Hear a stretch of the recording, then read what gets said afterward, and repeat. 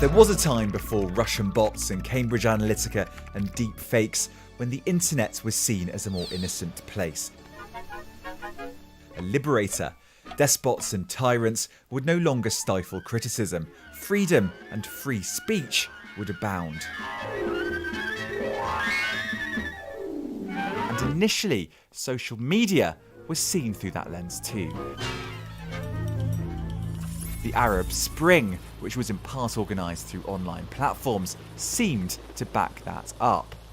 But that spring soon turned into a nightmare, and thousands of miles away in Myanmar, Facebook was about to get a sharp reality check. Facebook is wildly popular in that country, but hate exploded against the country's Rohingya Muslims on the platform in the run-up to the ethnic cleansing there. Why not? Yeah, and in the 2016 US elections and the Brexit vote, it was heavily criticised for allowing voters to be targeted with ultra-personalised ads.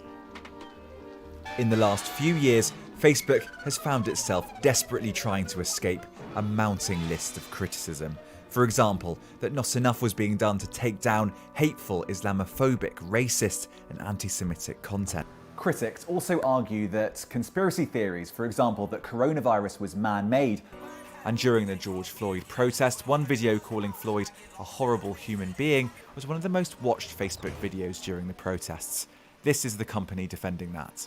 We have been working in this area in particular for many years, and we're actually investing millions in teams and systems to improve on this area. And we've made substantial changes. If we look at particularly the area of hate speech, our systems and detect and remove 90% of that hate speech automatically. That all leads us to where we are now. Criticism has turned into action. A Stop Hate for Profit campaign has led to hundreds of companies pulling their ads from Facebook in the month of July. Technology that can bring us into the future, which is in so many ways dragging us into the past. They have created a set of incentive structures and algorithms that incentivize people to spread hate, that monetize hateful, violent content. Here's Facebook's defense though. Some of these decisions, whether to take down content or not, are hard. At what point does clamping down on dangerous views become an illiberal erosion of free speech? It's a question that Facebook doesn't really want to have to answer.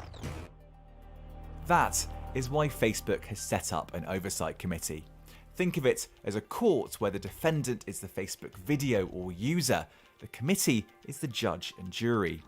We believe that Facebook alone shouldn't be deciding what is or isn't acceptable online, which is why we've been working to find a new way for people to appeal certain content decisions. Even the concept of early voting is not the great. They'll decide whether political candidates' ads have gone too far, what is and isn't fake news, and the line between hate and the right for people to articulate their views. Considering more than 2 billion people actively use Facebook and Instagram, this committee has huge power, but only in theory. Facebook is broadly trying to move in the right direction because Facebook doesn't want to be regulated, and Facebook stands to have a lot more to lose if Trump were to bring in legislation. So the more that Facebook can avoid being regulated, obviously, the better. And things like the Oversight Committee and the audit and all of these things help them do this. Others, though, believe that the committee will have no actual teeth because of the power Mark Zuckerberg still has. People will have a say and be able to give any feedback they want on the rules. Because Mark controls the organization. It's like saying you're a member of Congress, but not actually having a vote on the floor.